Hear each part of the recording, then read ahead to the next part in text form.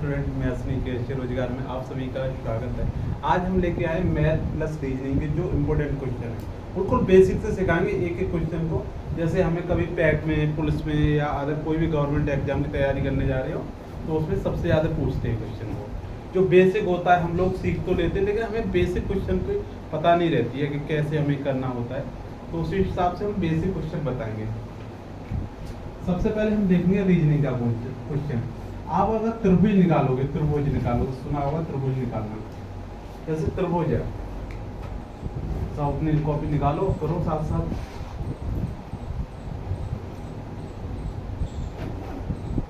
इसमें कितने त्रिभुज हैं ये बताना है। अब जैसे अपना आंसर कॉपी में लिखो। तो इसमें आपको पूछेगा कि कितने त्रिभुज हैं, जितने, तो आपको पता होनी चाहिए कि जब त्रिभुज हमारा होता है, 3 ट्रायंगल होते हैं, तीनों ट्रायंगल से हमारा त्रिभुज बनता है, 3 कोण। तो कोई भी त्रिभुज है उसमें अब आपने किया होगा तो सबसे पहले देखा होगा इसको हम काउंट करते हैं। क्या करते हैं? काउंट करते हैं। जैसे 1 2 3 4। अब काउंट करोगे तो सबसे पहले हम गिनेंगे 4 और 3 7, 7 और 2 9, 9 और 1 10। आप सबसे पहले जितने हमारे त्रिभुज हैं, जितने हमारे खाने हैं, हिंदी बोलते हैं, उनको पहले काउंट करेंगे, गिन लेंगे। गिनने के बाद क्या करेंगे, जितने देखेंगे एक ये है खाना, एक ये है, एक ये है, आप कहोगे 3 है सर। आप 3 का गुणा करा दो, आप कितने हो गए? 30। इसमें त्रिभुजों की संख्या कितनी है? 30। इसमें अब त्रिभुजों की संख्या कितनी है आप समझ सकते हो। 10 इसमें, क्योंकि यहाँ से भी तो त्रिभुज बनेंगे। ये पूरा एक त्रिभुज ये बना, एक ये बना, एक ये बना, एक ये बना। जब ऊपर जाओगे तो यहाँ से भी एक त्रिभुज बनेगा। देखो एक ये बना, एक ये बना, एक ये बना। अगर 2 को लोगे तो भी एक त्रिभुज बनेगा। इस टाइप से इसमें कितने त्रिभुज होंगे? 20 त्रिभुज होंगे। सबसे अब कोई भी क्वेश्चन ले सकते हो तुम। अगर जैसे हम सपोज दैट सोचने की बात है, इसमें क्या त्रिभुज है, क्या समझोगे? तो आप कहोगे 1 2, तो हमारे कितने? 3। जोड़ सकते 2 और 1 3। कोई भी कितने भी त्रिभुज हैं आसानी से कर सकते। इसमें अगर हम 1 2 3 कह सकते हो, 3 2 5, 5 और 1 6। कोई दिक्कत नहीं, कुछ भी पूछे आसानी से कर सकते हो। अब जैसे कभी कभी तुमसे पूछ सकता है आयत। जैसे आयत पूछेगा, आपसे पूछेगा आयतों की संख्या कितनी है, आयतों की संख्या बताओ। तो आयतों की संख्या बताओगे तो सबसे पहले एक आयत देगा, और पता होनी चाहिए कि आयत की आमने सामने की भुजाएं बराबर होती हैं। आयत की क्या है? आमने सामने की भुजाएं बराबर होती हैं। आप कहोगे इसमें उसने आयत पूछा कि आयत कितने हैं, आप आयतों की संख्या बताओ। जैसे ये हमने एक आयत लिया, उसमें बहुत छोटे छोटे कई आयत बना दिए, और आपको पूछा है कि इसमें आयतों की संख्या कितनी है। तो सबसे पहले एक बेसिक कॉन्सेप्ट होता है जब हम आयत निकालते हैं, लेकिन हमेशा याद रखना जब वो वर्ग की बात करें तो सोचना कि जो वर्ग होता है, प्रत्येक वर्ग आयत होता है, लेकिन प्रत्येक आयत वर्ग नहीं होता है। ऐसा क्यों? क्योंकि वर्ग में हमारी 4 भुजाएं बराबर होती हैं। जब 4 भुजाएं बराबर होती हैं तो वो वर्ग बनता है। और आयत में क्या होता है कि उसकी 2 भुजाएं बराबर होती हैं और आमने सामने के कोण बराबर होते हैं। अब इसमें आयतों की संख्या निकालनी है तो आप क्या करोगे? सबसे पहले नंबर काउंटिंग करोगे, कितने खाने? 1 2 3 4 5 और 6। कितने? 1 2 3 4 5 6। ऐसे ही आप नीचे काउंट कर लोगे, 1 2 3 4। आपको कुछ नहीं करना, आप क्या करोगे, ये नंबर जो हमारे एक लाइन में ये जोड़ लेंगे, 4 और 3 7, 7 और 2 9, 9 और 1 10। हमारे ये 10 इधर हम काउंट कर लेंगे। अब हम हमारे क्षैतिज रेखा में देखेंगे, 6 और 5 11, 11 और 4 15, 15 और 3 18, 18 और 2 20, 20 और 1 21। हम फिर से काउंट करेंगे। देखो हमने क्या किया, 5 6 और 5 11, 11 और 4, आप कुछ न ऐसे नहीं कर पाओ तो आप ऐसे भी कर सकते हो, जैसे 1 plus 2 plus 3 plus 4 plus 5 plus 6, कोई दिक्कत नहीं है। आप करोगे 5 6 और 5 11, 11 और 4 15, 15 और 3 17, 17 और 2 19, 19 और 6 और 5 11, 11 और 4 15, 15 3 18, 18 2 20, 20 और 1 21। आप कह सकते हो कि इधर हमारा 21 है। इसके बाद करना क्या होता है, जो हमारे कॉलम में और क्षैतिज रेखा में जितने भी बनने हैं, हमने देखा कि इधर 21 हैं, तो इधर हमारे 10 और क्षैतिज रेखा में कितने 21, कॉलम में कितने 10 और क्षैतिज रेखा में जो रेखा है उसमें कितने बनने 21। दोनों का मल्टीपल कराओगे, गुणा कराओगे तो हमारे कितने आएंगे 2 से 10। आप कह सकते हो कि इसमें जो आयत हैं वो आयतों की संख्या कितनी है 2 से 10। आयतों की संख्या कितनी है 2 से 10। हमने क्या किया, जो हमारे कॉलम बनना है वो काउंट कर लिए 1 2 3 4। हमने जो नंबर लिखे हम 4 3 7 2 9 9 और 1 10 इधर लिख दिए। हमारे जो क्षैतिज कॉलम बनना है इसको भी हम काउंट कर लेंगे, तो 6 और 5 11, 11 और 4 11 4 15, 15 3 18, 18 2 20, 20 और 1 21। हमने क्या किया 21 और 10 का हमने गुणा किया तो हमारा कितना आया 2 से 10। जब 2 से 10 आया तो यही हमारे आयतों की संख्या है। आयतों की संख्या कितनी है 2 से 10। ठीक, अगर आपसे पूछा जाए, अब कोई भी आयत है आसानी से तुम निकाल सकते हो, जैसे आपसे पूछा जाएगा, जैसे छोटे छोटे आयत दे दिए आपको, सपोज दैट कि इसमें आयतों की संख्या बताओ, ये है ये है ये है। आप क्या करोगे, कुछ नहीं करना, बेसिक है 1 2 3 3 2 5 5 और 1 6। इधर कितने 1 2 2 और 1 कितने 3 और 3 और 6 का गुणा कराओ कितने आएंगे 18। क्या दिक्कत है, बेसिक कॉन्सेप्ट है। अब पूछी जाएगी वर्गों की संख्या निकालो, जैसे हमने एक वर्ग दे दिया, ठीक है। अब जैसे हमने एक वर्ग बनाया, वर्ग क्या होता है जिसकी चारों भुजाएं बराबर होती हैं। आपने एक वर्ग लिया, इसमें छोटे छोटे वर्ग बना दिए, छोटे छोटे वर्ग। आपसे पूछा कि वर्गों की संख्या कितनी है, आपसे पूछा वर्गों की संख्या बताओ, संख्या बताओ। देखो हमने पहले बताया था कि जो वर्ग होता है वो आयत होता है, लेकिन प्रत्येक आयत वर्ग नहीं होता है। अगर इस टाइप से अगर आपको क्वेश्चन पूछे, कभी भी क्वेश्चन पूछे, लेकिन कॉन्सेप्ट अलग है, कॉन्सेप्ट क्या है अलग है। इसमें वर्गों की संख्या पूछ रहा था, लेकिन इससे पहले हमने जो क्वेश्चन किया था उसमें आयतों की संख्या पूछी थी। अब वर्ग की संख्या निकालने के लिए बेसिक कॉन्सेप्ट क्या होता है, फिर नंबर काउंटिंग करेंगे। हमने देखा 1 2 3, इधर जाएंगे 1 2 3 और 4।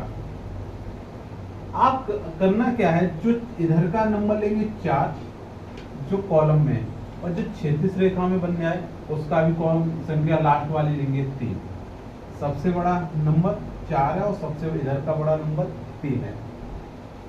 आप इस नंबर को एक कम करते चले जाओ, जैसे एक नंबर कम करोगे तो इधर कितना आएगा 3, इधर कितना आएगा 2, इधर कितना आएगा 2, इधर कितना आएगा 1। और जहां 1 हो जाए वहीं हमें रुकना है। जहां हमारा नंबर 1 घटाते चले जाएंगे और जहां 1 कम हो जाएगा, जहां 1 बनेगा वहीं हम रुकेंगे। उसके बाद क्या करना है, इन सभी का गुणा कराना है, इन सभी का मल्टीपल कराना है। जब आप गुणा कराओगे तो आप करोगे 4 और 3, 4 तिया 12, इधर गुणा कराओगे 2 तिया 6, इधर गुणा कराओगे 2 एकम 2। आप सबको ऐड करोगे तो 12 और 6 18, 18 और 2 20। तो आप कह सकते हो इसमें वर्गों की संख्या कितनी है 20। कितनी है 20। इसमें बेसिक कॉन्सेप्ट है। करना क्या होता है कि इधर का जो क्षैतिज रेखा में जो नंबर काउंटिंग करते हैं वो सबसे बड़ा नंबर लेते हैं, और जो हमारे कॉलम में जो नंबर बड़ा होता है उसका नंबर बड़ा लेंगे, और दोनों को तब तक घटाएंगे जब तक किसी भी पद पर एक ना आ जाए। जब हमारा एक हो जाएगा उन आपस में दोनों संख्याओं का गुणा कराएंगे, उसके बाद जो भी हमारा नंबर निकलेगा उसको ऐड करेंगे और जितने हमारे वर्गों की संख्या निकलेगी। कोई दिक्कत? अब जैसे एक छोटा सा क्वेश्चन है, करो। इसमें वर्ग बताने हैं। क्या बताने? वर्ग।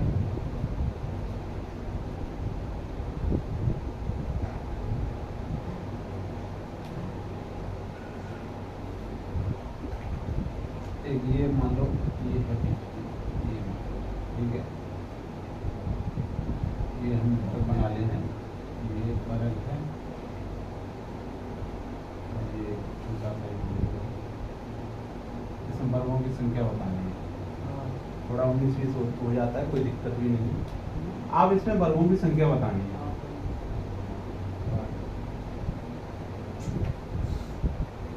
बताओ कितनी है? 8 है। आपने क्या किया? 1 2 3 1 2, हाँ कितने? 8 है। चेक करूंगा अभी, चेक करूंगा तुम्हारा अभी। तो 3 दूनी 6, 2 1 2, तो हमारे कितने हुए? 6 और 2 8। वर्गों की संख्या जब पूछे तो कुछ नहीं करना होता है, जो क्षैतिज रेखा का हाईएस्ट नंबर और जो कॉलम में जो उसका हाईएस्ट नंबर, उन दोनों में एक एक माइनस करते चले जाएंगे जब तक एक ना हो जाए। जब हमारा एक हो जाए दोनों का मल्टीपल गुणा कराएंगे, गुणा करने के बाद सबको ऐड कर देंगे, जो हमारा आंसर आएगा वो उसकी वर्गों की संख्या निकलेगी। अब जैसे कभी कभी आपसे पूछ सकता है,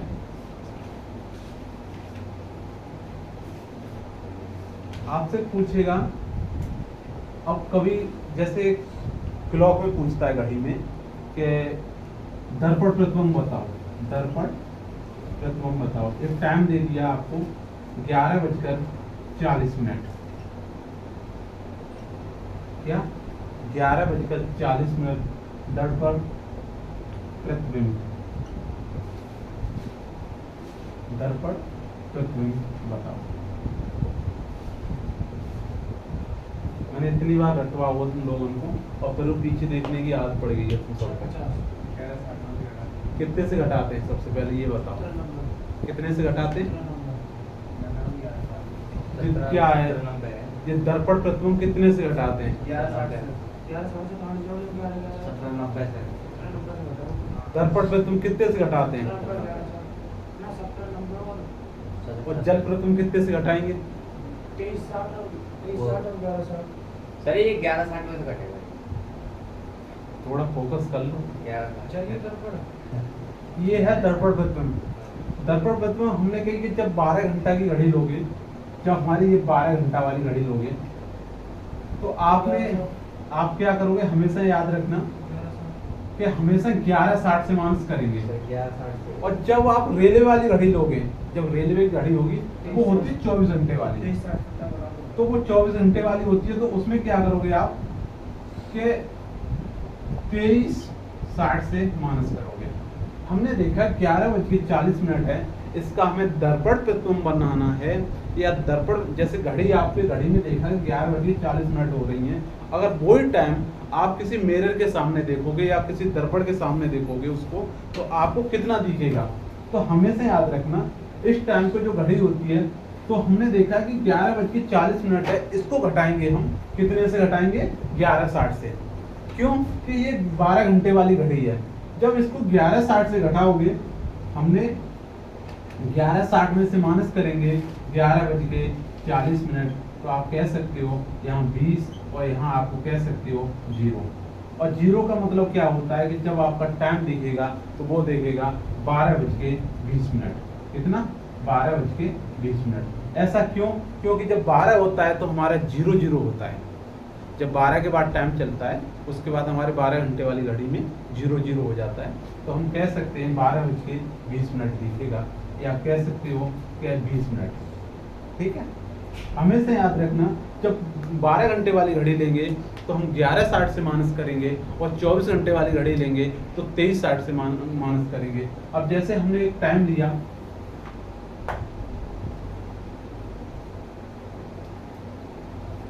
अब जैसे आपने एक टाइम लिया 12:40 एक टाइम है आपके पास में 12:40 का दर्पण प्रतिबिंब बताना है आपको।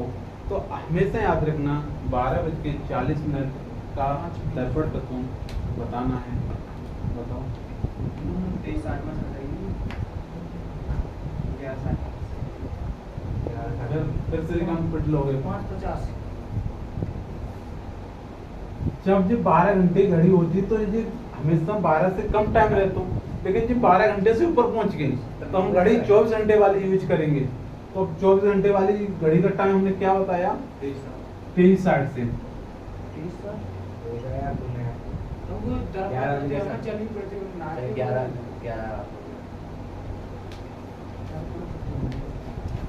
ये दर्पण प्रतिबिंब पहले बता दिया है मैंने। इधर देखो, एक बात सोच लो, जब घड़ी का टाइम, इधर देखो तीनों लोग इधर देखो, 11:20 देखो जब घड़ी का टाइम हमें चीज पता है कि 12 से कम दो हो, 10:40 दो हो, 10:50 दो हो, 11:50 दो हो, तो समझ लेना कि हमारे 12 घंटा वाली घड़ी यूज करेगी। अगर आपको 12 बजे के बाद दे दिया, आपको कह दिया 12:60 12:40, तो सोच कि 24 घंटे वाली जो रेले वाली घड़ी होती है उसको यूज किया जा रहा है। आपसे पूछ सकता है 15:30 या 18:27, और आपको पूछ सकता है 23:10, तो आप क्या करोगे? आप 12 घंटे वाली में घटा नहीं सकते, तो उसके लिए हमें 23 घंटे वाली मतलब 24 घंटे वाली घड़ी चाहिए। 24 घंटे वाली मतलब 1 घंटे को हमने मिनट बना दिया और 23 घंटा ले लिए, तो 23:60 से माइनस कर रहे हैं। तो वो एक बेसिक मतलब राइट रहता है कि हमें, अब यहाँ घटाओगे तो कितना आएंगे 20, 60 में से 40 घटाओगे कितना आएंगे 20, अगर 3 में 2 घटाएंगे तो 1, और 2 में से 1 घटाएंगे तो कितने 11:20। अब हमेशा याद रखना, मैं 2 टाइम और दे रहा हूँ, इसमें एक दे रहा हूँ मैं 10:36, और एक टाइम है मेरे पास में 15:60। कौन सी लगाना है? दोनों बताने हैं, दोनों में हमारे दर्पण प्रतिबिंब ही बताने हैं, दोनों के दर्पण प्रतिबिंब बताने।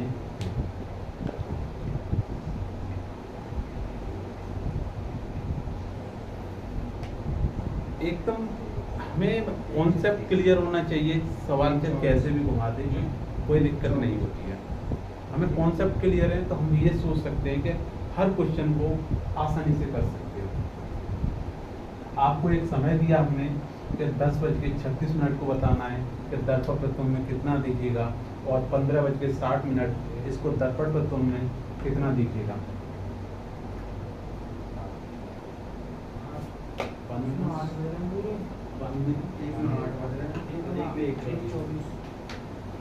एक 24 पहले वाले में 10:36 वाले में 1:24 और बाना हाथ में पूरा टैक्स।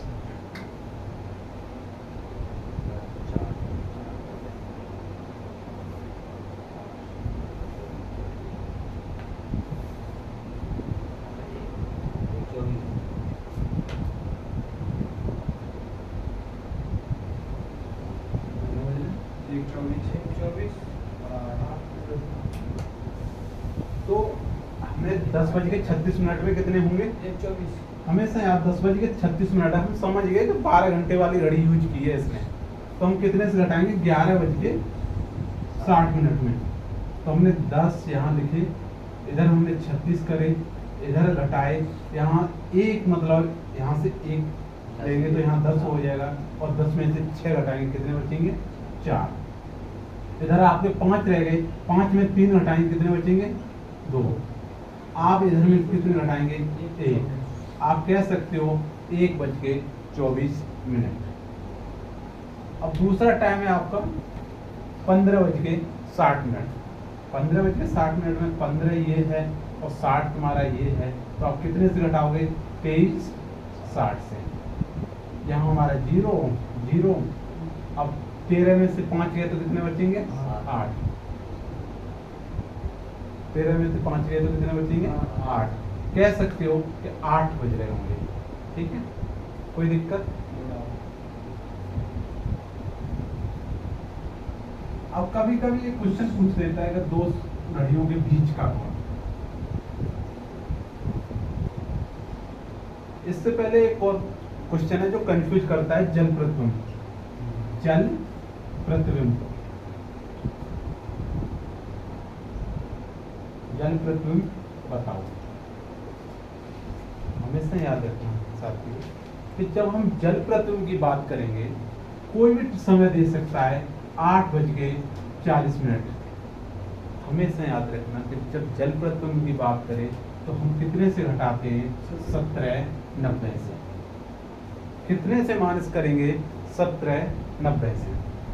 कितने से माइनस करेंगे? 17:90 से। वैसे एक्चुअली जो टाइम होता है वो 18:30 होता है, लेकिन हमने क्या किया, 1 घंटा उधर पहुंचा दिया, तो इधर हमारा कितना हो गया कि 17:90 से।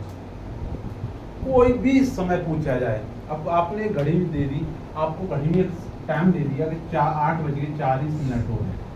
कितने हो रहे हैं? 8:40 हो रहे हैं, और आपसे कुछ क्वेश्चन में पूछेगा कि जल प्रतिबिंब में ये टाइम कितने दिखेगा। तो जल प्रतिबिंब में आप देखोगे तो हमें कितने से घटाएंगे? हमेशा याद रखना, कितने से घटाएंगे? 17:90 से। तो हमने देखा 40 यहाँ और यहाँ 8। आप अब 0 से 0, 9 में से 4 गए तो कितने बचेंगे? 5। और 17 में से 8 गए तो कितने बचेंगे? 9। कह सकते हो कि हमारे 9:50। अब कोई भी समय, जैसे एक समय और है, निकालो 11:20।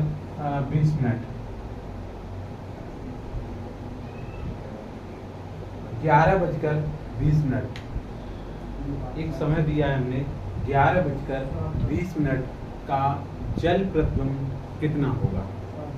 11:20 का जल प्रतिबिंब कितना होगा? 11:20 का जल प्रतिबिंब कितना होगा? बताओ। 7-10। तो हमने क्या किया, 17:90 में से घटा देंगे 11:20।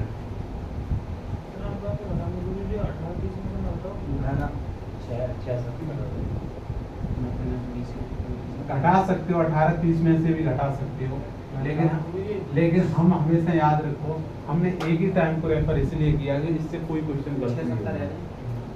इससे कोई क्वेश्चन गलत नहीं होगा। ये हम जब लेते हैं जब हमारा जो मिनट वाला समय है ना, वो हमेशा इससे कम हो। हाँ, घटा सकते हो। तो इधर हमारा कितना होगा? 0। और 17 में से 11 गए तो कितने? 6। 18:30 में से घटा सकते हो। कह सकते हो कि 6:70 है, इसको अगर पेपर में ये भी कह सकता है 7:10। आप 18:30 से घटा रहे हो 11:20, फिर भी आपको 10 और यहाँ से कितने बचे? 7। कह सकते हो 7:10।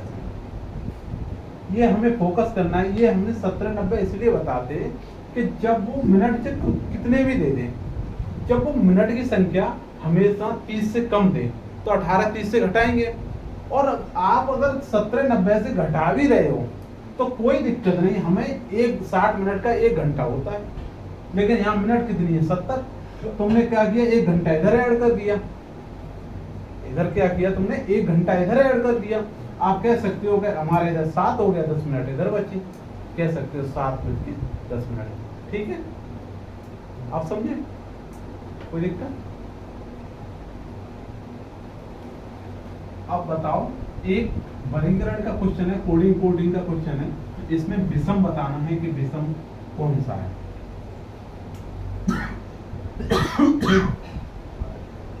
8 है, 27 है, 64 है, 100 है, 125 है, 2 से 16 है, इसमें से विषम बताओ। जो भिन्न है विषम और कोई कुछ भी दे सकता है एग्जाम में। आपको एक नंबरिंग दी है, एक सीरीज दी है नंबरिंग की, इसमें से विषम बताना है कि इसमें विषम कौन सा है। क्या बताना है साथियों? इसमें विषम बताना है कि विषम कौन सा है। इस टाइप के क्वेश्चन बहुत ही आसानी होते हैं।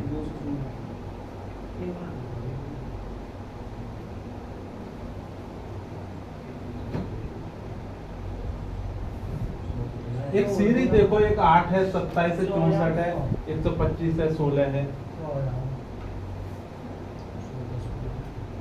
राइट आंसर है 100। सबने देखा कि ये 2 का क्यू है, ये 3 का क्यू है, ये 4 का क्यू है, और लेकिन ये 5 का क्यू होने की बजाय ये क्या है? स्क्वायर है। क्या का? 10 का। ये 5 का क्यू है और ये 6 का क्यू है।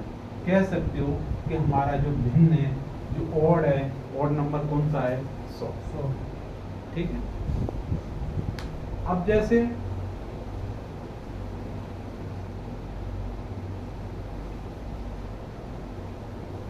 एक बेसिक क्वेश्चन है, आप बताना।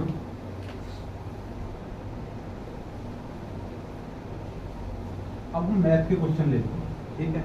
अभी हमने जो रीजनिंग की प्रैक्टिस सेट कराई उसमें 5-6 क्वेश्चन इंपॉर्टेंट इसलिए बताए कि ये ज़्यादातर पूछते हैं। हम डेली हमारी क्लास में क्या होगा कि आपको जो स्टार्टिंग में रीजनिंग के क्वेश्चन मिलेंगे, हर चैप्टर से कोई ना कोई क्वेश्चन मिलेगा जो इम्पोर्टेंट होगा, उसके आधार पर तुम और भी मतलब क्वेश्चन कर सकते हो। अब जैसे मैथ में हम सबसे पहले हमारा चल रहा है क्या? लाभ और हानि। और लाभ और हानि में हमने मिल्क के भी क्वेश्चन कर लिए, और हमने कोई वस्तु खरीदी, हमने दर्जन के भी क्वेश्चन कर लिए, और हमने जो जैसे कितने में खरीद के लेके आया, उसने अपने घर से रुपए लगा के बाद उसके बाद बेचा, कितने का फायदा हुआ, कितने का नुकसान हुआ, कितने का लॉस हुआ, कितने का मतलब प्रॉफिट हुआ, प्रॉफिट परसेंटेज निकाली हमने, लॉस पर परसेंटेज निकाली। अब जैसे हमने एक क्वेश्चन बहुत इंपॉर्टेंट है जो सबसे ज़्यादा कंफ्यूज होता है। अब हमने बोला कि 15 वस्तुओं का क्रय मूल्य 20 वस्तुओं के विक्रय मूल्य के 20 नहीं 12 करो पहले, 12 वस्तुओं के विक्रय मूल्य के बराबर है। तो लाभ या हानि प्रतिशत बताओ।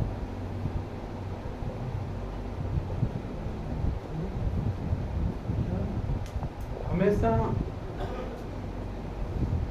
इस टाइप के क्वेश्चन है। तो प्रॉफिट क्या होता है? जब कोई वस्तु आपने खरीदी, उसको आपने बेच दी, आप जितने में लेके आए और उसके मतलब आपने जितने ऊपर जितना भी मार्जिन होगा वो आपका प्रॉफिट होगा। जैसे आपने 100 रुपये कोई सौदा खरीदी, आपने 200 में बेच दी, कह सकते हो हमें 100 रुपये का फायदा हुआ या 100 रुपये का लाभ हुआ।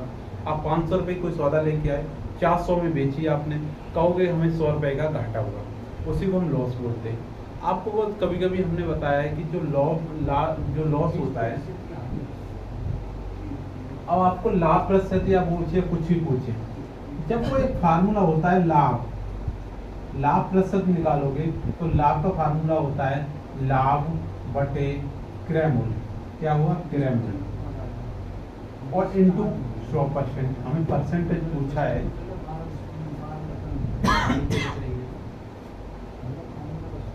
तो हमेशा याद रखना कि 15 वस्तुओं का हमारा क्या है? जो सीपी है, और सीपी को कॉस्ट प्राइस बोलते हैं। 15 वस्तुओं का है हमारा सीपी है, और 12 वस्तु क्या है? एसपी है। आप कह सकते हो कि 15 रुपए में खरीद के लेके आ रहा है, लेकिन वो बेच कितना रहा है? 12 वस्तुएं बेच रहा है। अब हमेशा सिखाया है हमने कि जो सीपी है उसको एसपी कर दो, एसपी है उसको सीपी कर दो, जो कॉस्ट प्राइस है उसको सेलिंग प्राइस कर दो, जो सेलिंग प्राइस है उसको कॉस्ट प्राइस कर दो। आप कह सकते हो अगर हमने एसपी किया इसको और सीपी किया इसको, अगर इसके बोले 12 ये है और 15 ये है, आपने क्या किया, चेंज कर दिया। कह सकते हो आप कि 12 रुपया में कोई वस्तु खरीद के लेके आए लेकिन 15 में उसने बेच दिया। तो आप कह सकते हो कि अंतर कितना है, अंतर है हमारा 3। अंतर कितना है, 3। आप कह सकते हो अब हमारा अंतर 3 है और इससे ही प्रॉफिट बोला जाता है। जब आप इसको सीपी को क्या बोलेंगे, क्रय मूल्य, और एसपी को बोलेंगे विक्रय मूल्य। क्या बोलेंगे, विक्रय मूल्य। कह सकते हो कि जितनी में वही वस्तु खरीद के लेके आया 12 में और 15 में उसने बेच दिया, तो आप कहोगे 3 वस्तुओं का फायदा हुआ। और लाभ प्रतिशत क्या होता है कि 3 हमारा जो लाभ है कितना है, 3 वस्तुएं, और जो क्रय मूल्य है या सीपी है तो उसको वो कितना है हमारा 12। हमेशा नया वाला सीपी लेंगे, जो पुराना वाला सीपी है उसे नहीं लेंगे। इनटू हम करेंगे परसेंटेज को 100%, और 3 से 12 काटेंगे तो कितनी बार जाएगा, 4 बार। 3 चौक 12, 1/4 इंटू 100, और 1/4 की वैल्यू कितनी होती है, हमेशा याद रखना 25%। कितनी होती है, 25%। कितनी होगी, 25%। तो उसको प्रॉफिट कितना हुआ, प्रॉफिट हुआ 25%। क्वेश्चन में क्या किया कि हम 15 वस्तुओं का सीपी है, 12 वस्तुओं का एसपी है। हमेशा याद रखो इसको हम डाटा चेंज कर लेंगे। जो एसपी है उसको हमने सीपी बनाया, जो सीपी है हमने उसको एसपी बनाया। जो 12 है उसको हमने सीपी बना दिया, जो 15 है उसको हमने एसपी बना दिया। अब दोनों आप कह सकते हो 12 रुपए में कोई चीज खरीदी, 15 में बेची, 3 रुपए का फायदा हुआ। लाभ बराबर क्या होगा, 3/12 इंटू 100। 3 से काटेंगे, 3 चौक 12, और 1/4 की वैल्यू कितनी होती है, 25%। ठीक है, आगे। अब जैसे नेक्स्ट क्वेश्चन हम लेंगे, कभी कभी क्या होता है कि हमको पता भी नहीं चलती है कि हमें फायदा हुआ है या घाटा हुआ है। आपसे पूछ सकता है कि 20 वस्तुओं का क्रय मूल्य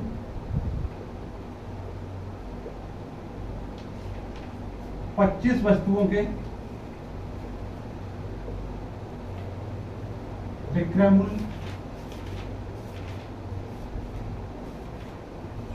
मूल्य के बराबर है, तो लाभ या हानि प्रतिशत निकाल लो।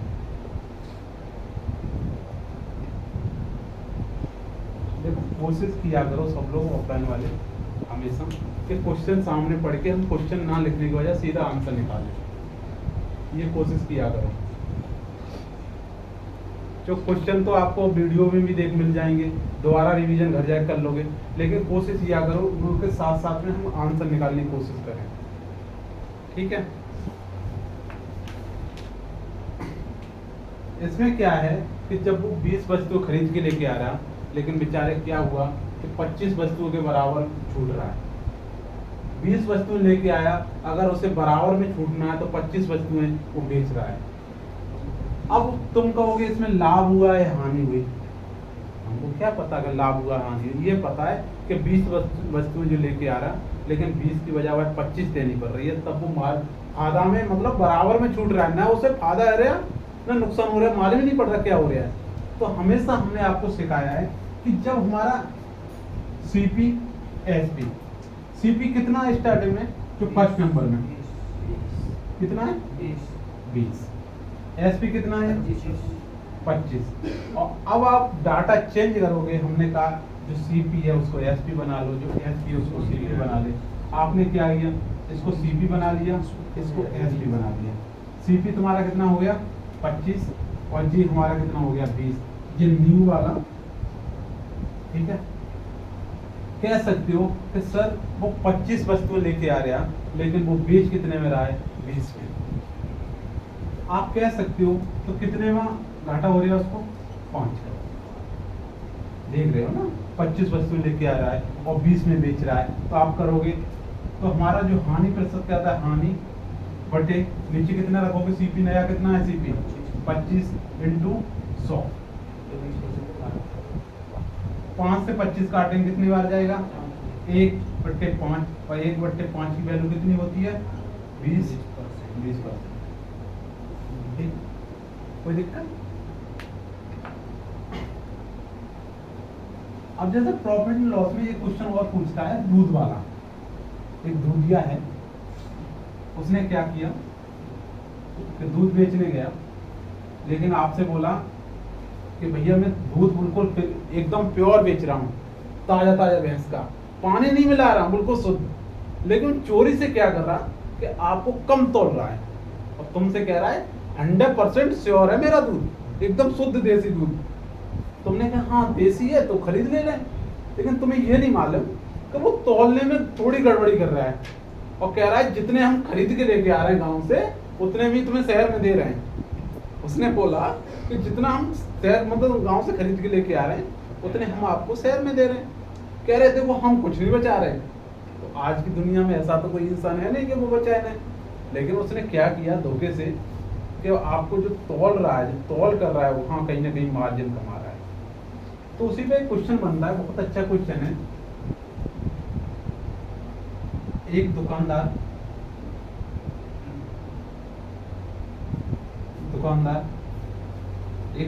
ने दूध को बेचते समय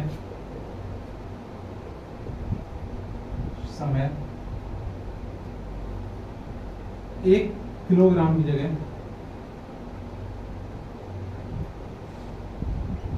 1 किलोग्राम की जगह 1 किलोग्राम की जगह 900 ग्राम दूध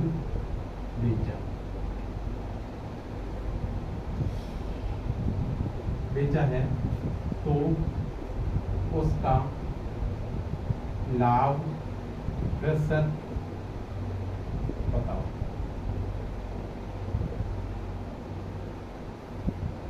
एक दुकानदार है, अब वो दूध बेचने जा रहा है।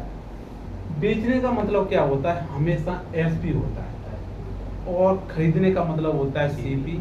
बेचने का एसपी होता है, उसको इंग्लिश में बोलते हैं सेलिंग प्राइस।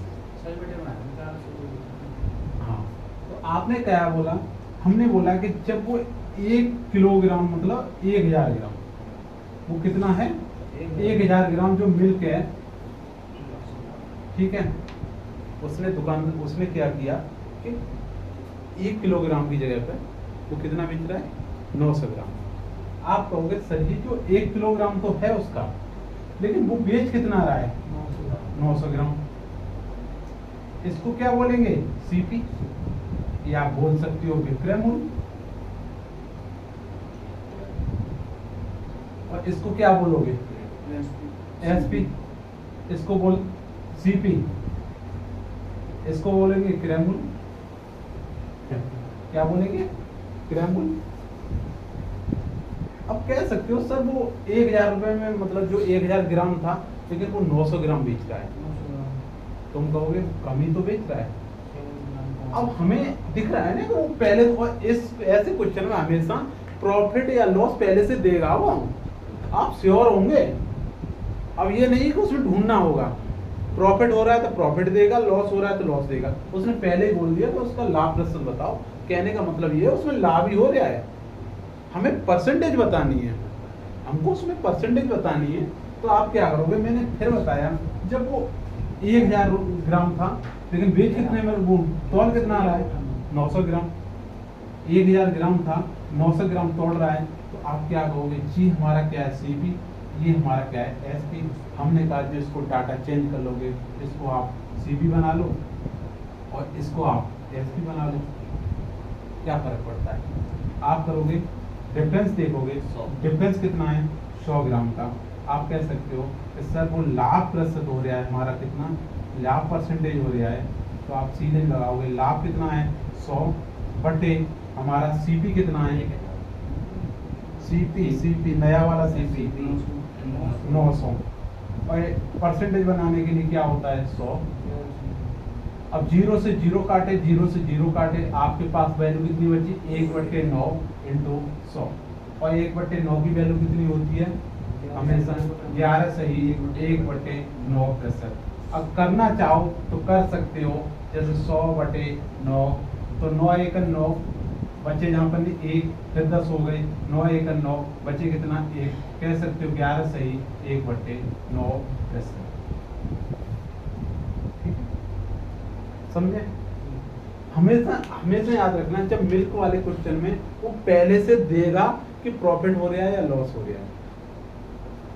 ठीक है, कोई दिक्कत?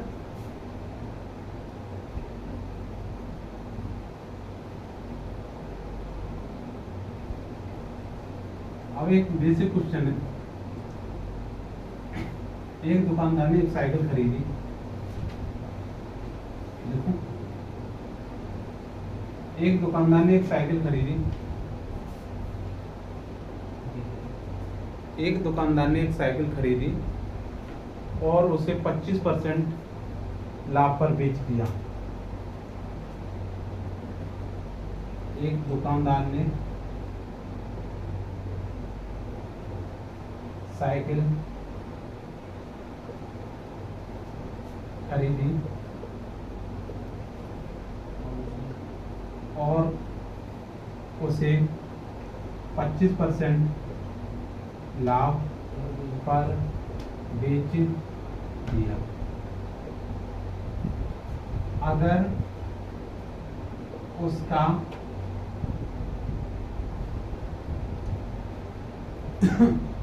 उसका विक्रय मूल्य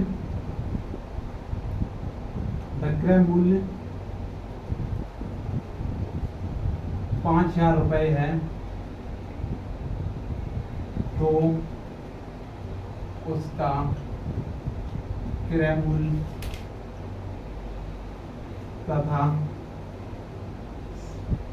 लाभ का मूल्य बताओ।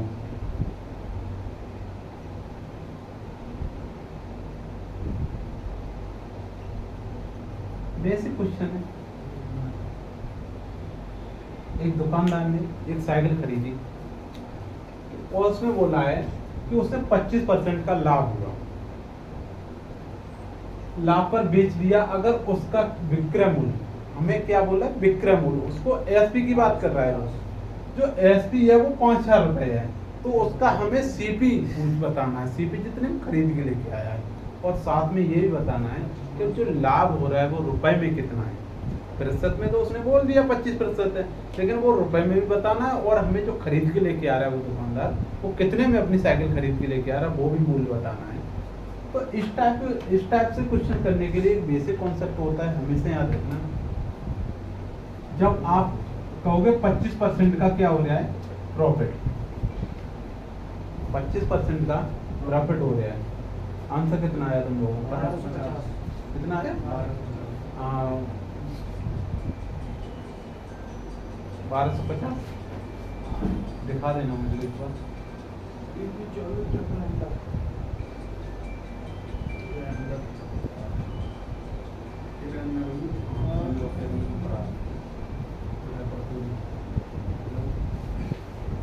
तो 25% का वैल्यू होती है 1/4। हमेशा प्रतिशत बनाने के लिए पूछ लेना क्यों।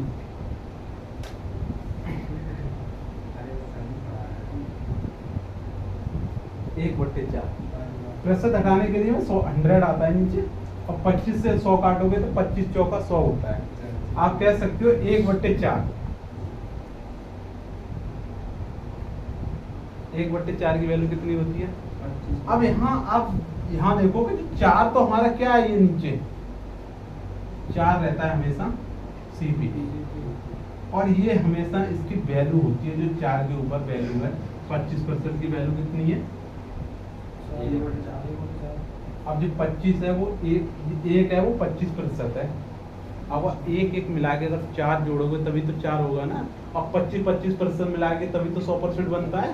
तो कह सकते हो जो 1/4 है ये हमारा सीपी हो गया, लेकिन 25% की वैल्यू क्या है हमारी? 1।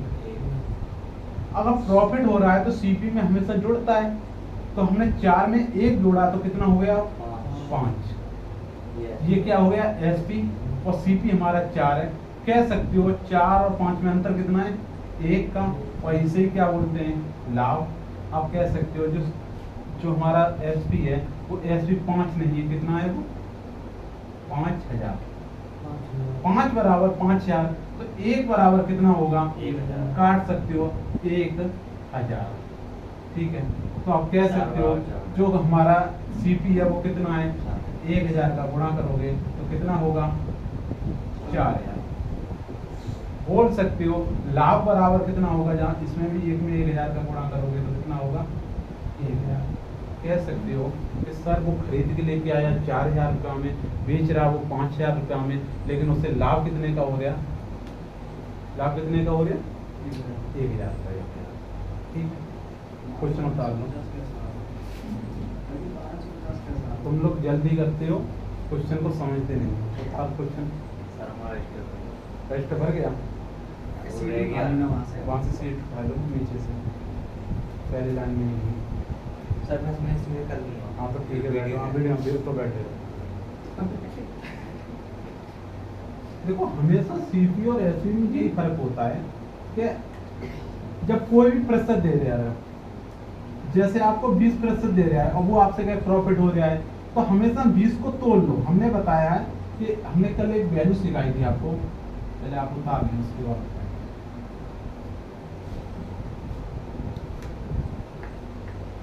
हमेशा याद रखो कि जब हमारा कोई परसेंटेज वैल्यू दे रही है तो हमेशा जो हम उसको सही बटे में भिन्न में परसेंटेज को जब तोड़ते हैं, जो भिन्न का वो रूप लेती है, तो हमेशा जितनी वैल्यू होती है प्रॉफिट हो रहा है, जैसे हमने अभी 25% का प्रॉफिट हो रहा है, तो जो एक है वो 25% है, क्या की है वो 4 की। तो कह सकते हो 4 का जो मूल्य है वो क्या है हमारा क्रय मूल्य है, जो खरीद के लेके आया है, और 4 में हम 1 ऐड कर देंगे क्योंकि प्रॉफिट हो रहा है, और यहीं हमें घाटा होता, हानि होती, तो 4 में से 1 घटा देते, कहते 25% का घाटा हो रहा है, तो 4 में हम 1 घटाते तो कहते अब 3 बचे। 4 की लेके आ रहा है, 3 रुपए में बेच रहा है, आप कह सकते हैं कि सर 1 रुपए का घाटा हो रहा है।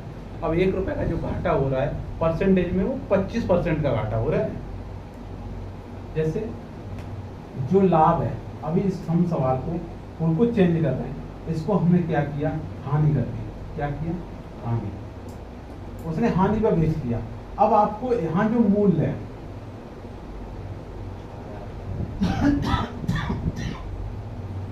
यहाँ मूल्य आपको कर दिए 6000 रुपए,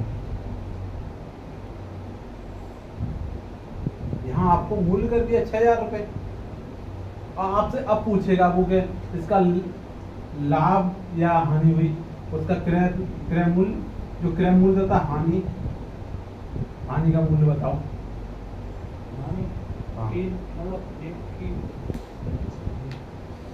क्वेश्चन सेम है, बस डाटा चेंज कर दिया है। 1 बराबर 2000, 2 बराबर 4000, 3 बराबर 4000। बताओ 3 बराबर तो 6000 है वो नहीं, और 1 बराबर 2000, 2 बराबर 4000। जब 1 बराबर 2000 आएगा तो 2 बराबर 4000 कैसे होगा, 4 बराबर 8000 में होगा। जब 1 बराबर 2000 है तो 4 बराबर कितना होगा, 4 बराबर मतलब 4 क्यों को हानि आ रही है। हमने तो दोनों मूल्य पूछ रहे हैं, क्रय मूल्य और जी हानि दोनों पूछ रहे हैं। देखो 25% है, इधर देख लो, एक बार समझ लो गौर से, इधर विशाल भाई, जब 25% है, ये हमने देखा क्वेश्चन में हानि हो रही है, ये हमारी हानि हो रही है। पहले सबसे पहले 25% की वैल्यू बताओ, कितना होता है 1/4।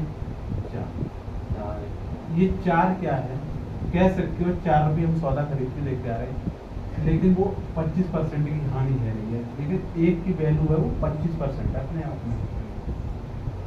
अब अगर 1 की हानि हो रही है, 4 में से 1 माइनस करोगे तो कितना बचेगा 3 मेरा क्या हुआ CSP, और 4 मेरा क्या है CP। क्या कर सकते हो 3 नहीं है, वो 3 बराबर कितना है 6000, तो 1 बराबर कितना होगा 3 दूनी 6, 2000, अब 1 बराबर 2000 है, तो हमारा 4 बराबर कितना होगा? कितना होगा? 8000। हानि प्रतिशत पूछ सकते हो, अगर ये 8000 रुपये में सौदा खरीद के लेके आ रहा है लेकिन 6000 में बेच रहा है, हानि कितने की आ रही है? 2000 रुपये। हानि कितने की आ रही है? 2000 रुपये आ रही है। 2000 रुपये का लॉस। क्या दिक्कत है? देखो एक चीज हमेशा बेसिक ध्यान रखो, एक चीज हमेशा यहाँ ध्यान रखो, मैं 20 वैल्यू, 2 वैल्यू देंगे, 20% है, एक 25% है, एक है आपके पास 33 सही, 1/3%। ठीक है, एक 3 वैल्यू है, 20% है, हमेशा याद रखो जब 20% है ना, इसकी वैल्यू कितनी होती है? 1/5। 25% इसकी वैल्यू कितनी होती है? 1/4। 33 से 1/3 की वैल्यू कितनी होती है? 1/3।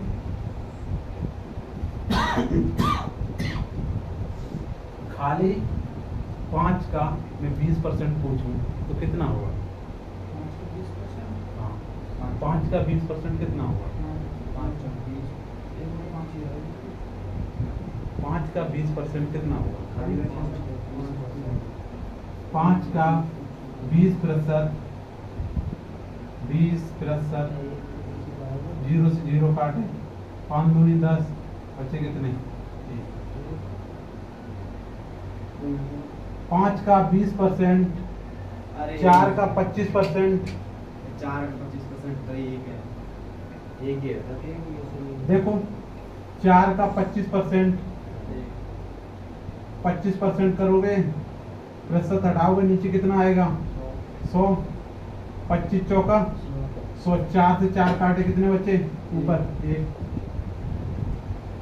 अब यही तो वैल्यू है 20%, तो 5 का 20% 1 है, 4 है टोटल वैल्यू, 4 का 25% 1 है, 3 है, 3 का जो 33 से 1/3 वैल्यू 1 है।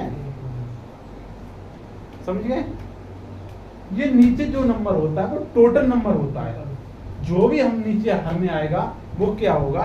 टोटल नंबर होगा। समझिए, छोटी छोटी चीजें में ध्यान रखो। अब जैसे कुछ सवाल ऐसे होते हैं जो ज्यादातर पूछे जाते हैं,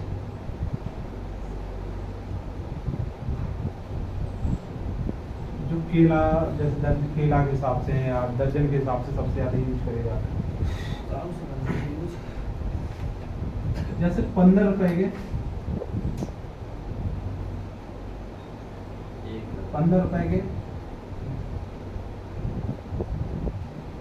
15 रुपए के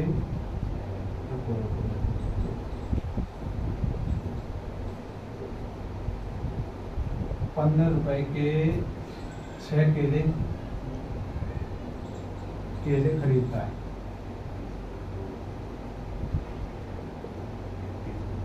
इधर देखो 15 रुपए के वो 6 केले खरीदता है, तथा 10 रुपए के 4 केले बेचता है, तो उसका लाभ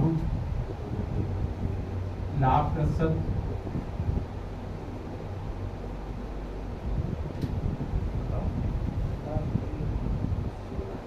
कर लो, कहीं साइड से कर लो।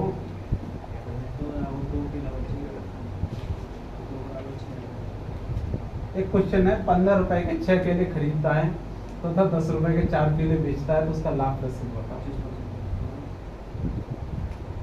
हमने बताया इस सवाल को यहाँ रुपए लिखेंगे, यहाँ मात्रा लिखेंगे, क्वांटिटी, यहाँ रेट हो गए, इधर मात्रा हो गई, तब आपकी कीमत निकलती है। तुमने कहोगे 15 रुपए खरीद के लेके आ रहा है लेकिन बेच कितना रहा है? कुछ 15 के 6 केले बेच रहा है, ठीक है। और दूसरे पे वो क्या कर रहा है कि 10 रुपए के ला रहा है, 15 रुपए 6 केले, लेकिन बेच रहा है 10 रुपए के 4 केले। आप हमेशा क्या करना, इनका गुणा करा देना। आप कह सकते हो 15 चौका 100 15 चौका 60, 25 चौका 100 होते हैं। और ये कितना होगा, ये भी 60 हो गया। और जो ऊपर वाला होता है इसको बोलते हैं सीपी, और जो नीचे वाला होता है इसको बोलते हैं एसपी। कह सकते हो कि सर वो 60 रुपये में लेके 60 रुपये वो खरीद के लेके आ रहा हूँ और वो 60 रुपये में बेच रहा हूँ, तो इसमें क्या होगा, ना लाभ होगा और ना हानि होगी। आप तो 30 रुपये का आइटम बनाने 100 रुपये दर्जन में बेच रहे हैं। हाँ मैं 100 रुपये का आइटम 16 15 रुपये ना, इधर देखो, 30 15 के 6 मतलब 30 रुपये बराबर तो है, सही हमेशा याद रखना रेट, सुनो रेट और क्वांटिटी की, इधर देखो रेट और क्वांटिटी को जब गुणा कराते हैं तो हमेशा क्या आता है, हमारा कीमत निकल के आती है, कीमत। ठीक है, ये हमारी कीमत निकल के आई। ठीक है, अब आप कंफ्यूज कहाँ हो रहे होगे कि वो 15 रुपए के 6 केले खरीद के ला रहा है, लेकिन वो आपको ये नहीं देख रहे वो कीमत में 10 रुपए कम, 5 रुपए कम कर रहा है, मतलब 10 रुपये के 4 केले बेच रहा हुआ है। हमें रेट और जब क्वांटिटी की हम गुणा कराते हैं तो हमें कीमत निकलता है। किसी दुकानदार के पास जाओगे तो सबसे पहले उससे क्या कहोगे, कि उसके पास जाओगे कि साहब क्या रुपए दर्जन दिए, तो आप कहोगे 40 रुपए दर्जन या 60 रुपए दर्जन या 100 रुपए दर्जन, तो तुम कहोगे कि 60 रुपए किलो है, ये कहोगे, तो तुम कहोगे दर्जन, तुम सीधे कहोगे भैया तू 60 दे ले भैया 60 हमें केले दे दे। तुम्हें कीमत बताएगा 60 रुपये है, क्वांटिटी तुमने गिनी कि हाँ 6 केले दे या 12 केले दे हमें, तो तुम कहोगे कि भैया 12 मतलब 60 रुपये 12 केले लेके आए हम 60 रुपये दर्जन के हिसाब से, तो कीमत कितनी है तुम्हारी 60 रुपया। और क्वांटिटी अगर आप पूछी जाए तो क्वांटिटी कितनी निकल आई 12 केले, कह सकते हो मतलब 60 रुपये में 12 केले वो बेच रहा है, तो आप उसकी एक कीमत बता सकते हैं। तो क्वांटिटी जब हम रेट का मल्टीपल कराते हैं तो हमेशा क्या निकलती है, कीमत निकलती है। ठीक है, समझ गए, कोई दिक्कत, ठीक है। एक क्वेश्चन और कर लो ऐसा ही, सही जाएगा। जैसे 15 रुपए के 6 केले और 12 रुपए के 4 केले, हाँ यही सेम क्वेश्चन है, लेकिन वो 15 रुपए के 6 केले खरीद रहा है लेकिन 12 रुपए के 4 केले बेचता है, उसका लाभ प्रतिशत बताओ।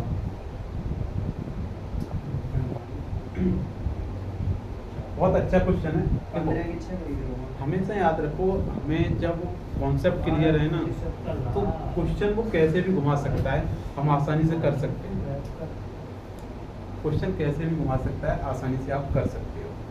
हमें कॉन्सेप्ट क्लियर होने चाहिए। ट्रैक फार्मूला जब याद आते हैं जब हमारे कॉन्सेप्ट क्लियर हो, कि जब लाभ की बात हो रही है कौन कौन से क्वेश्चन बन कर रहे हैं, तो हमेशा याद रखो हमने यहाँ लिखा रेट, यहाँ अपनी मात्रा,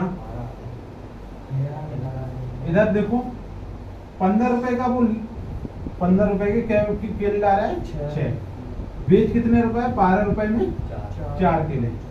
आप क्या करोगे, इनका गुणा कराया, 15 चौका 60 और 12 6 72, कह सकते हो इसको बोलते हैं सीपी, इसको बोलते हैं एसपी, और सीपी को क्या बोलते हैं क्रय मूल्य, और इसको क्या बोलेंगे विक्रय मूल्य। ठीक है, अंतर देखो 12, कह सकते हो लाभ हो रहा है तो लाभ का फार्मूला क्या होता है, लाभ प्रतिशत बराबर लाभ बटे सीपी इंटू 100%। और लाभ कितना है हमारा 12, लेकिन सीपी कितना है 60 इंटू 100, 12 से काटोगे 60, 12 पंजे 60, कह सकते हो 1/5 की वैल्यू कितनी होगी, कितनी होती है 20%। सबका यही आया।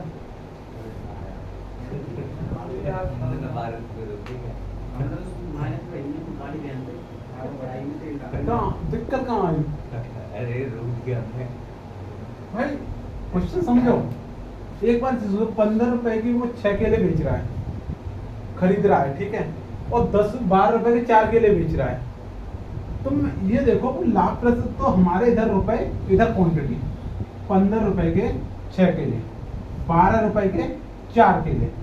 आपने क्या किया, इसके रेट उठाए, इसकी क्वांटिटी उठाई, देखो सेकंड वाले की यहाँ गुणा किया, आप यहाँ लिख दिया, और इसकी क्वांटिटी उठाई, इसके रेट उठाए, इसका गुणा किया, आपने यहाँ लिख दिया। जो नीचे वाला होता है वो हमेशा विक्रय मूल्य माना, ऊपर वाला होता है उसको क्रय मूल्य माना, ठीक है। कह सकते हो 60 रुपये में वो सौदा खरीद के लेकर आ रहा, लेकिन 72 रुपये में उसे बेच रहा, लेकिन फायदा कैसे हो रहा, 12 रुपये का।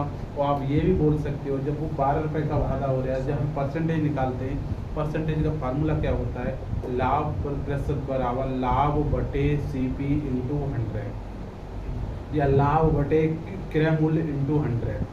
और लाभ या हानि हमेशा क्रय मूल्य पे ही निकलती है। लाभ और हानि किस पे निकलेगी, क्रय मूल्य पे। लाभ और हानि किस पे निकलेगी, क्रय मूल्य पे या CP पे। लाभ और हानि किस पे निकलेगी, क्रय मूल्य। हमें कब लाभ या हानि प्रतिशत कब पता करनी हो तो सबसे पहले हमें क्रय मूल्य पता करना होगा, समझे। लाभ और हानि किस पर निकलती है, क्रय मूल्य पर, ठीक है। तो इसमें 20% का लाभ हुआ। कोई दिक्कत, डाउट तो है, तुम आंसर में आ रहा, डाउट तो पूरा डांट के हमने सर माफी 12 करोड़ यहाँ तक पहुँचे ही नहीं ना।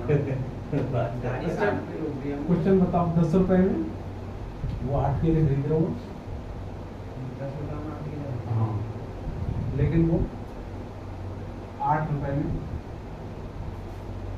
6 केले बेच रहे हो। लाभ बताओ। 6 केले हाँ, और 6 की क्या नाम के लिए 10 रुपए में 8 केले खरीद रहा, 8 रुपए में 6 केले बेच रहा है। मान जाएंगे सबको। 10 6 60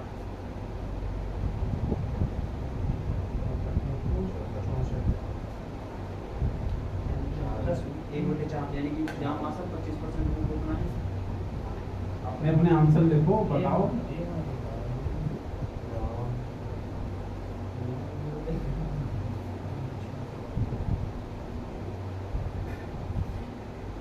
लाभ हुआ ना, हम जाना लाभ प्रतिशत 10% तो लाभ है। देखो रुपए और क्वांटिटी। 10 रुपए के वो कितने, 8। आंसर सब पे चेक करूंगा, अपने अपने आंसर लिख लो। सही है, मैं तो 10% लाभ है।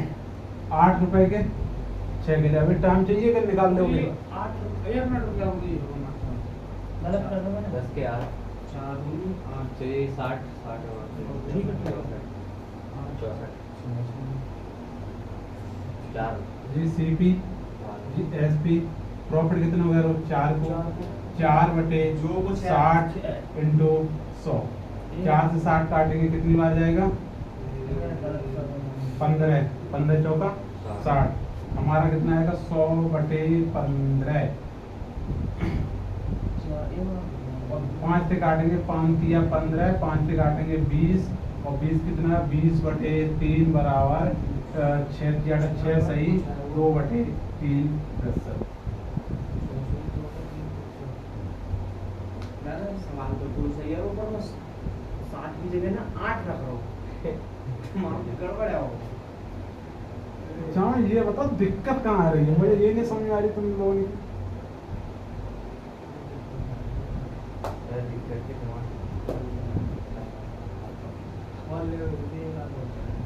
क्या क्वेश्चन को एक बार फिर करो, इधर मत अरे गुरु जी, देखो। अब तक मैं डाटा दे रहा हूँ। डाटा सेंड कर दो। हाँ, डाटा है 8 रुपए की 4 वस्तुएं और 6 रुपए की 3 वस्तुएं। हाँ, 8 रुपए के 4 केले खरीद रहा है तथा 6 रुपए के 3 केले बेच रहा है, तो उसका लाभ प्रतिशत बताओ। और इस बार गलत है वो ना तो पूरी क्लास पिटाई जाओ। 8 रुपये 4 किलो बेच रहा है बात सब। और पूछूंगा 6 रुपए में 3 केले बेचता है। 6 रुपये में 3 किलो। हाँ, 8 रुपए 4 केले खरीद के लेके आ रहा हो। इसका ना लाभ हो रहा है ना ना लाभ ना 8 या 24 और 6 चौक 24 मासा प्रावनी से वही कहानी। बराबर में काम 35 और है। सही में? खाली मूली घूम रहा मेरे पास भी घूमने हो। क्योंकि लग रहा है देखो चलो हम देखते हैं सब।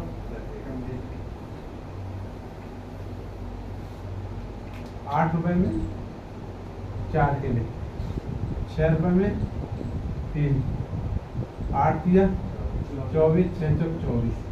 जी हमारी सीपी, जी हमारा एसपी। कह सकते हो जितने में खरीद के ला रहे हो उतने में बेच रहे हो, ना प्रॉफिट है वो ना लॉस है, कोई दिक्कत नहीं। तो ठीक है, हाँ अगर हमारी वीडियो पसंद आई हो तो वीडियो को लाइक करें, चैनल को सब्सक्राइब करें, बेल आइकन जरूर दबाएं जिससे कि नई वीडियो का नोटिफिकेशन आप तक पहुंच सके। जय हिंद, धन्यवाद।